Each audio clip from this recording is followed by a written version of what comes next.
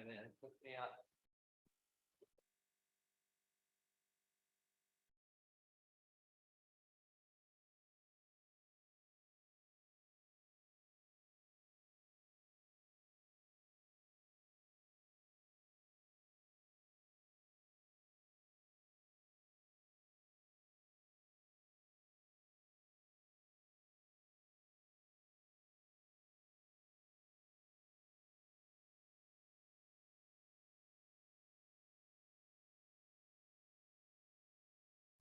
Gonna just block it so that doesn't actually accidentally turn off. Bravo. Oh, yeah. That's right, I'm gonna show off. The only thing we're missing is a book.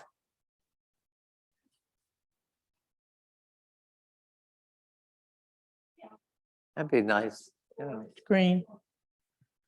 Da-da. I mean, it's.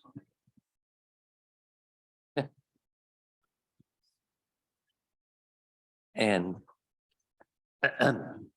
Me. Wait. Remember, we're going to change it, so even if it's like, people won't leave their rights, or told them to consent.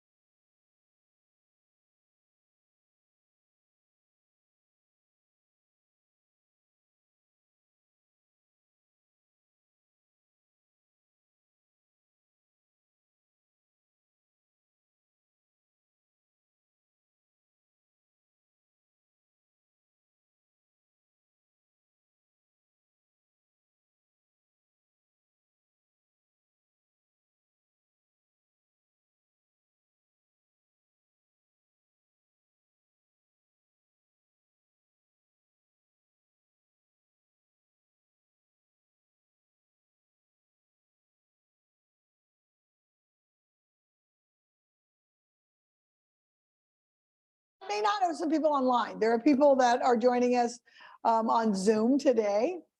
So it's quite possible that they don't know me. So I'm Nanette Macy-June, the Executive Director of the Columbus Museum of Art.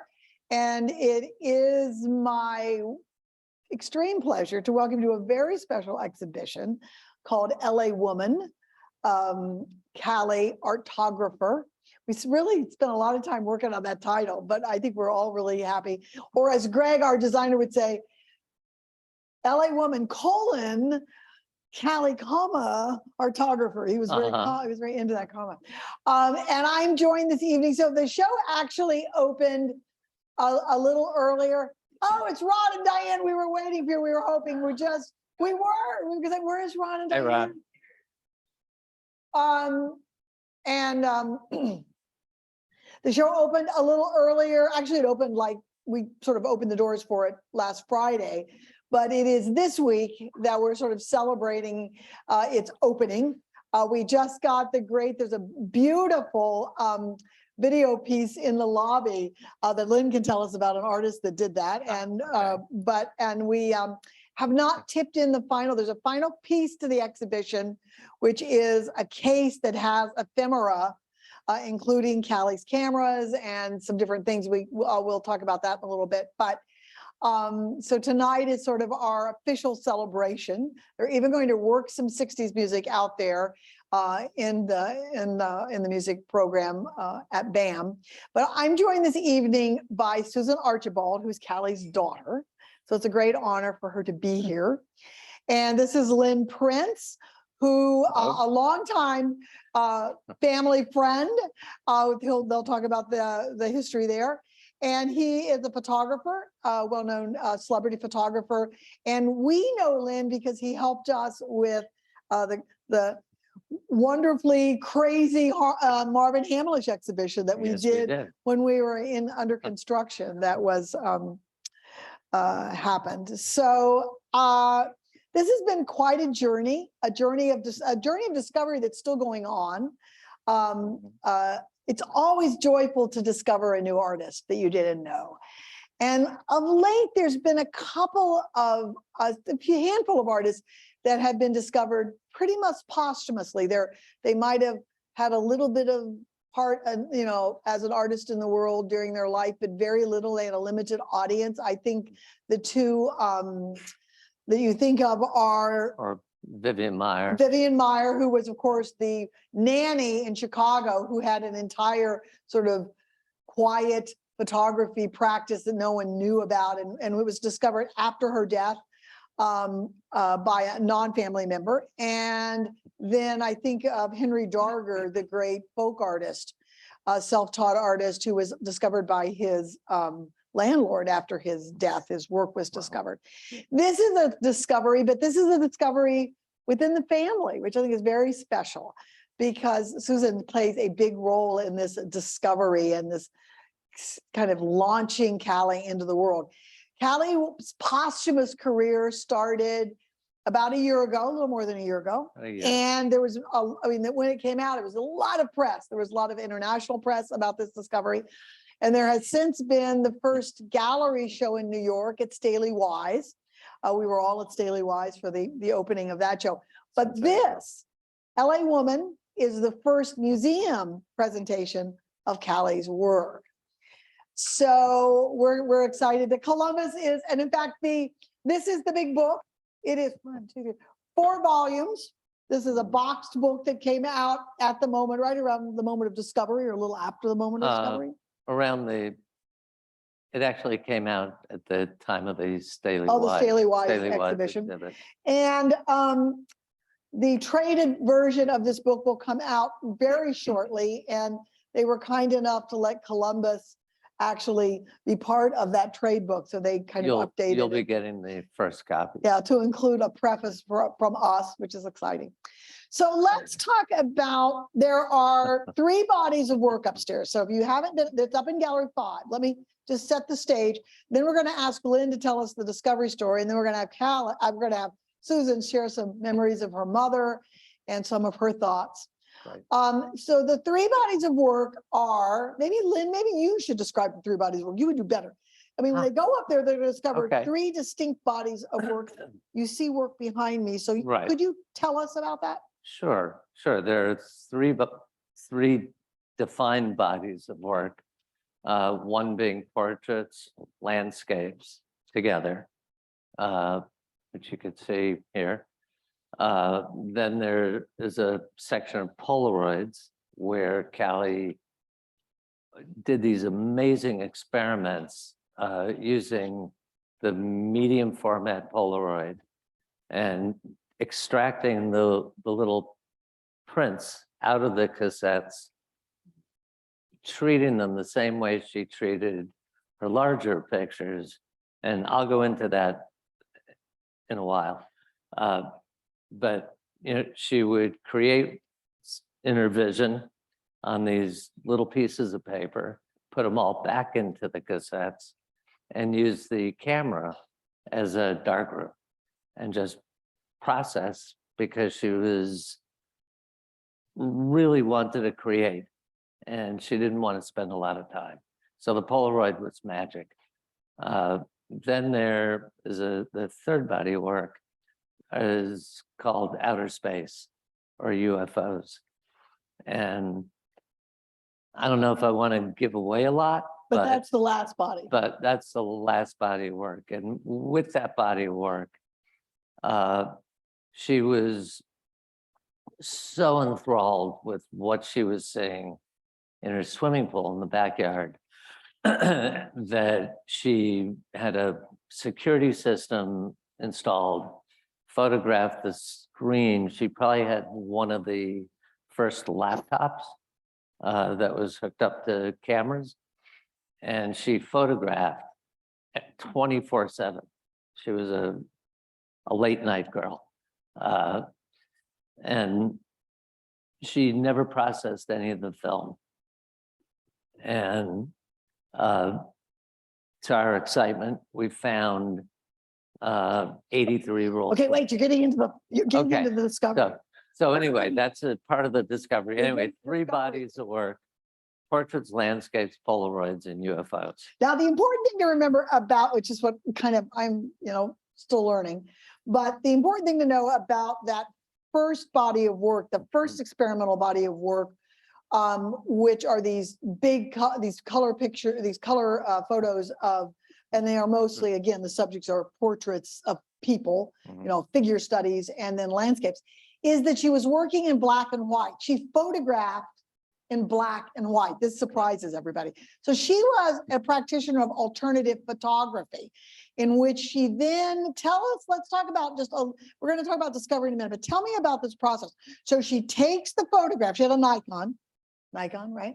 She takes the photograph in black and white. Right. Then like of this, she took this is a Polaroid. So This is not then Polaroid. Yeah. she Then what goes happens? into her laboratory, and she might shoot a picture of the Malibu Bridge, and then she shot a picture of Botticelli from a painting, or she shot butterflies, or everything, metal droppings.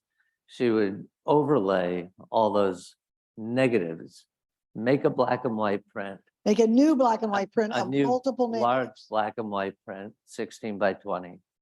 And she would then take it into the swimming pool in the shallow end and walk around with it and spray paint at it, spray developer, Dr. Martin's dyes, Krylon paint,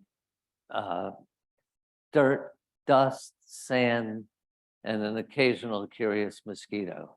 But Uh, hit the print and stay on the print. I and love that. when she got it exactly the way she liked it, when it looked like what you see upstairs, really beautiful, she'd throw it up onto the side of the pool. She would let it dry in the sun. This is all in Palm Springs, California. And if Susan was around, then her job would be to go collect the pictures, and then Callie went and hid them in a suitcase. Do you have any memory of Hmm. taking them from the edge of the pool? Do you have any memories of that as a child? A little bit. Yeah. It's a very extraordinary story. So again, for those, I think there are people my age in this room, but for those of us are younger, the younger members of this audience, this is, of course, she starts photographing in, what's the first date, 67? 60, what's the earliest work? The what? 1967? Well, my mom started taking some images in 1966, 1967. And she was using, I was one of her muses, and which I never even knew what the word meant until I got older. And it was crazy. She would put a wig on me. She'd doctor me up and make me look a little different. She'd take my girlfriends and photograph them, and anybody who came near the house you're gonna get photographed. And she just was so brilliant. And, and in those days, nobody thought of that someone would take black and white pictures and turn them into color. And then my mom started, experimenting. She'd go, "What do you got?" And I go, "Well, I've got some Dr. Martin dyes I was, hanging on to. I need them." And anything that was transparent in paint or dye or anything like that, then it would become transparent. So my mom would layer these different images. She could be at the side of the pool. I would know that I wasn't going to go swim that day. And Palm Springs got pretty hot. And I knew it was not a swimming day. The chlorine was drawn down, so it wouldn't affect the images and the paint and, the dyes and the sand. And, it was pretty wild. And so then she, all my girlfriends, they all seemed to get into the pictures. It was like, okay. And it was a real fascinating time, but I never wanted to be a blonde after that. Those big wigs and lay down. You want to go out? I need your picture. Oh, she bribed you a bit there. Oh, I see, yeah. Well, Susan was the partner. She was like the partner. No, yeah. That's amazing. Yeah. I was thinking that for people today, of course, I mean, actually, we were out in the atrium, you pulled out your cell phone and took a picture of me, and we think it's a totally different world in which this is the last period of analog or film photography where you're doing a lot of that creation in the dark room and then coming out to that pool. I mean, so this is a very physical sort of process, very physical activity. Oh, well, at that time, if my mom, we would go, let's say she sold a print. Oh, that meant I got to go to Las Casuelas, the Mexican restaurant. Oh, yum. And, and at those times, a roll of film, we used to go to Rite Aid, and a roll of film would be like $3.71. And that was a lot of money for us. It wasn't like we didn't have a lot, but we had enough. And she didn't sell much, though. I mean, when you discovered those boxes, the amount of work really surprised you, right? Yeah, Yes and no, I guess. Yes and no. It was interesting. We're going to kind of jump ahead if we want to go there. Well, should we stop and let Lynn tell the discovery story? Well, then before come the back? discovery, there's a bit of, before Len got the pictures. Should I? Sure. And so what happened was, my mom was on the verge of passing away. And I had to go get my mom's, what I believed was the most important thing that my mother ever did. And that was her body of photography. Her paintings, my mom used to do bottles. She would take a photograph and take a pipe cleaner and get it inside and decorate them. She was a phenomenal artist, where she was in art school in New York at the time. And she then, got into using a camera, but it really became amazing that she stopped doing her drawings and picked up the camera. That became her medium. Yeah.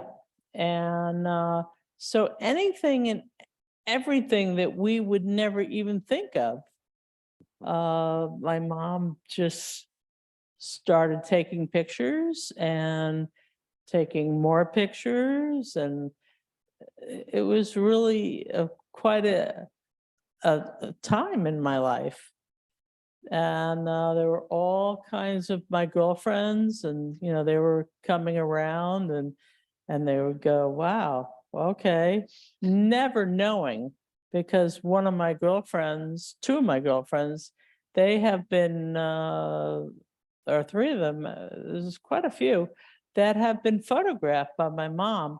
And when I ran into them, let's say 5 years ago, Yep. I said to them, they said, is that me? And, now they're, white haired and short hair, Everything's changed. and they used to have long brown hair, past their waist. So the pictures really changed. Yeah. So you've Yeah. had this whole life Yeah. in the pictures. Yeah. And when, I'll just pick it up a little bit, when Callie fell ill, Susan's responsibility was to kind of get everything in order. And she finds some locked closets, boxes, and suitcases, and God knows what. And I guess the only person after 35 years of finding our own separate lives, we were married, Susan calls me and goes, hey, Luann, do you think I could send you a few of my mom's pictures to, I want to know what you think? And I was like, yeah, of course, sure. Here's my address. And Susan Thinking a few things would be arriving, thinking, well, yeah, just a few things. yeah, 2 or 3 pictures, this big. No And treasure trove. A box shows up with a big white Samsonite, very California, white Samsonite suitcase, and I Yeah. unpack it in my den, and it goes like boing, and there's, I don't know, a couple hundred prints in it, and I'm like, oh my God. And I take 1 or 2 or 3 of them out, and I'm like, wow. And I don't get impressed easily. And they were just, I couldn't believe it. And I call Susan and I go, Susan, are there more of these? And she goes, yeah, there's a couple more. And then 5 boxes show up on my doorstep. It was like these orphan lumpy boxes showed up on my doorstep. And 10 more boxes came, and 3 more bags came, and another Mhm. portfolio came. And before I knew it, really, like, our friendship was reuniting. the pictures were just blowing me away. I started ordering archive boxes and plastic sleeves. And I was like, we've got to save this stuff. Look at these, and they're thick and they're gonna crack, and there's layers, and they're just not like photographs. And we continued to do that, and I did it for about 2 years in between all my other commercial work. And it was just one of the most exciting moments I can think of, because the fact that an artist could be so patient and wait 50 years for other people to I don't know if she planned it, like Susan will do this, or, And she has. No, and, You have. but my mom Well, never, she didn't want anyone to see them. she did So- not want anybody to see, because I found them underneath her bed. I found them in her closets, the back of her closets. And when I was going to the house, there was nothing important in that house, no furniture, nothing. I took nothing Mhm. except for my mom, and I always believed in my mom's work. So I took her paintings, I took her photography, and I left everything else to call it Goodwill. There's somebody else in your mother's life that believed in her. Talk My a little bit of, this is a story not just of an artist. It's a story of three an women. artist, her daughter, and her mother. Talk to us a little bit about your grandmother. My grandmother was just, wow. She was born in the, in the Depression, Right. the Great Depression. I think she grew up in the Depression. Yeah. She's probably born in the. And she supported her daughter, and she believed in her daughter, but nobody, I mean, nobody knew that my mom and my grandmother were related. And that's the way my mom wanted it. And my grandmother was 5 feet tall, this little pint-sized woman, and she used to drag my mother's portfolios around New York City to try to get her, published. And it was really quite amazing. And then when my grandmother passed away and then my mom passed away, I said, oh my, well, I'm the last person standing in my whole family. So I said, well, I'm going to do this out of love. And there's nothing else you can say when it comes to that. And I trusted Len, and the rest he's already mentioned. But the There's a lot. idea that I couldn't believe, like, I was the last person standing in my family, my brother, everybody was gone. And it was like, oh my. And I was a stroke victim. I mean, we all go through life, right? We all have stories. We all have very unusual stories. And then, Len got picked. I got what You bit? got picked. I got bit. There's, I was also thinking, so, though the only article about your mother's work during her lifetime, actually, your grandmother had a lot to do with that, to get that.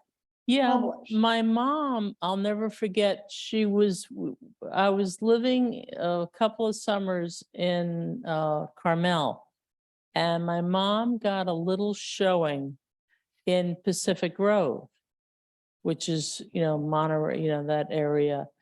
And Ansel Adams actually saw my mom, a little bit of her work, and he said, who is this woman? And, the rest is, but he wanted to know who she was because she had something so different. So, I mean, it's hard to believe that that's a black and white, well, that one is black and white, but there's another one. And my mother was floating butterflies. I mean, like really. Well, and look at this one that my mother took a can of spray paint. I remember when she did this and she went, "Hmm," and those are spatters. That's all, that's all paint. It's just paint. And, and we think about, how far we've come with computers, but this was all just done from black and white photography. And my mother was drawing this stuff out on the deck in Palm Springs, and and the paper became wobbly because my mother didn't know anything about. She was really I don't think she cared either. yeah, she didn't. It was the art. Yeah, it You was know. totally about the art. And that's the thing that I've noticed in the past couple of days being here, that I notice when people go up and they read a little bit about what my mother's process was, that this is not computer driven. This is black and white film. Look at that, clocks. I mean, what was she thinking? Yeah, And She probably liked the face of the clock or yeah, plans. I think she had it all planned. yeah, And the name Callie, she, of course, that wasn't her given name. Her name is Joan. right. Well, Callie And- was her cat. Talking about this because she not only she created an identity for herself as an artist. She had a stamp that she stamped. Oh, things yeah. with. That's all No, on the cover. Talk a little bit about, well, my mom first started with, the magic marker, and she kept, drawing and doing this Callie. I'll never forget how many times she did this till she got it right. And then, it says no reproduction without written permission. And my mother was really about protecting her work. And, And ahead of its time. oh, Yeah. yeah, Branding is something we were doing in the year 2000, right? not 1967. yeah. And then she did Cali Color Limited. That was one of her. That's all on there. But Yeah. Callie was the name of her cat. Callie was her beautiful outdoor cat that was dog-eared. And he was a wonderful kitty cat. But Callie was a street fighter too, right? oh yeah. It was, but he would come up and he would be dog-eared, and he'd be missing an ear, a part of an ear, whatever. Well, I think the other thing that people will want us to talk a little bit about, and then, because let's see, we've been up about a half hour. Let's talk a few more minutes and we'll take questions. So that second body of work then is the Polaroids. And I encourage you to go up and look because there are individual Polaroids. She would think of Polaroids, individual Polaroids as a work of art, but then she would also gather them together on these Polaroid boards. And then the images all, interconnect with one another. But as Lynn described this idea, so I mean, just very experimental so you come off of this experimentation in the pool, right? But also this literally hacking Polaroids where she would break into these packets and then do things with and then she put them back in the packet and then take a photo with the Polaroid camera.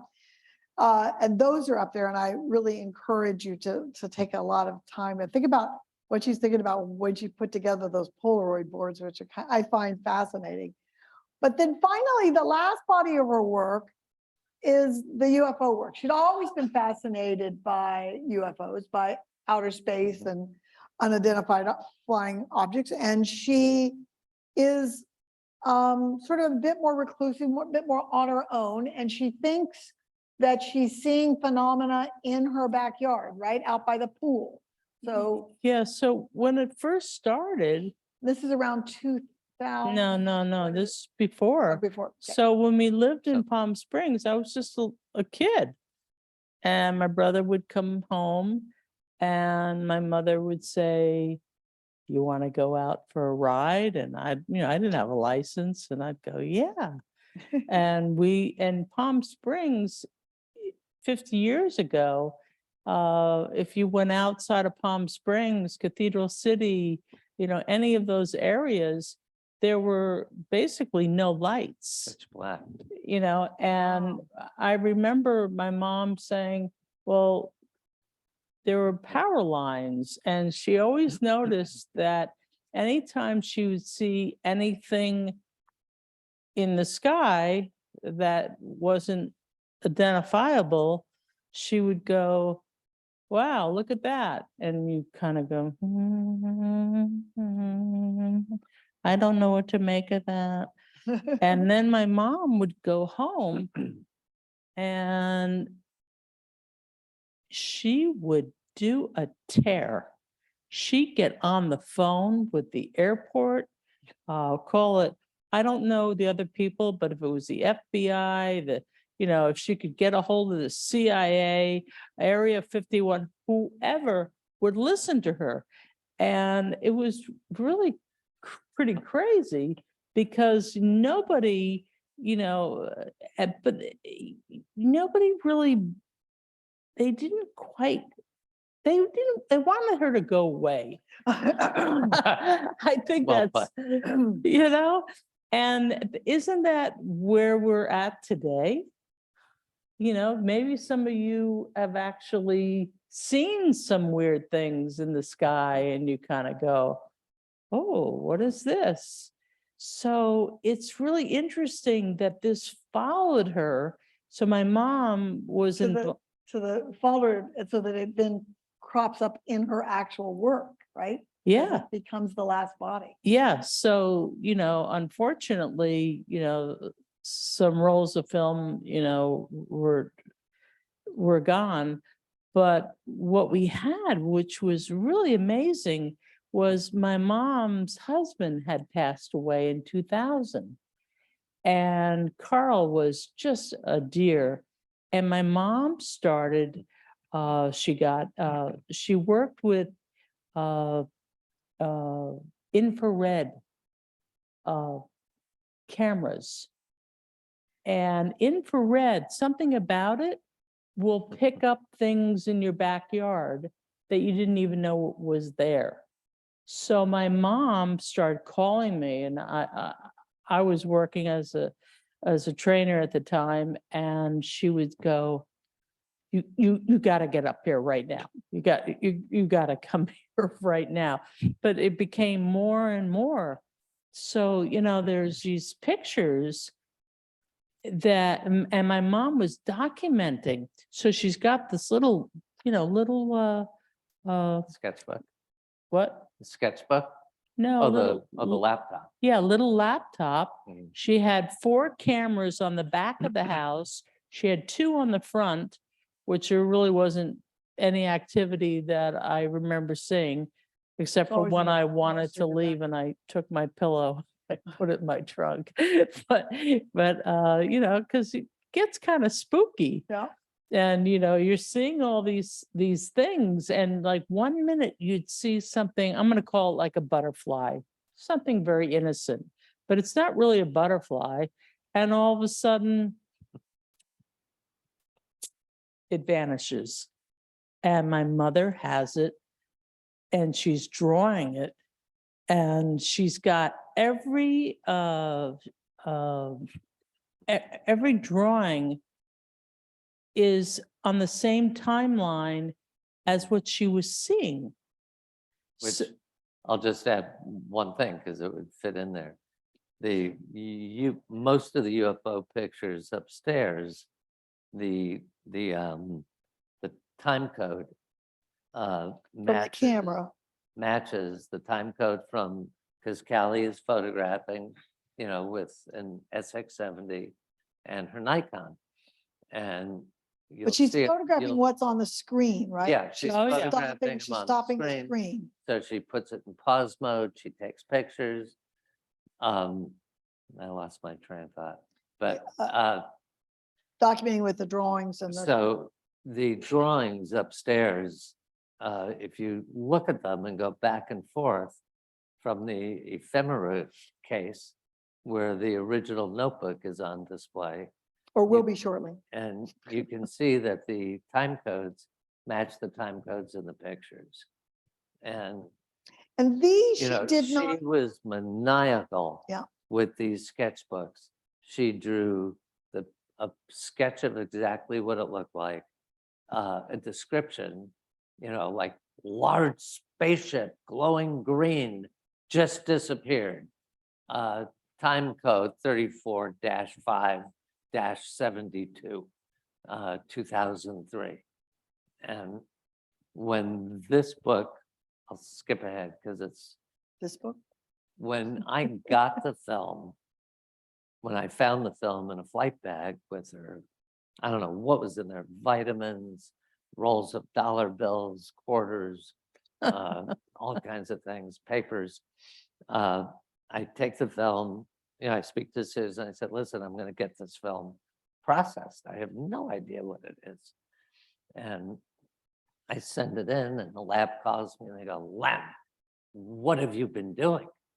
I go, I can't even answer that. Just FedEx it back to me right now. And along with all the film, they did these little mini scans so I could look at it, because now we're in 2018. And I'm in this stand that has big picture windows and I'm looking at the pictures and, there's like these little like butterfly shapes and then I'm looking at the sketchbook now and I'm like, oh no, they're not butterflies. And then I go to another group of pictures and I see a little figure standing like this, glowing white. And I'm like, ooh, and I'm closing my windows. And I bought window shades and, it's just, it was and she, very exciting yeah, so to it is discover. exciting pictures.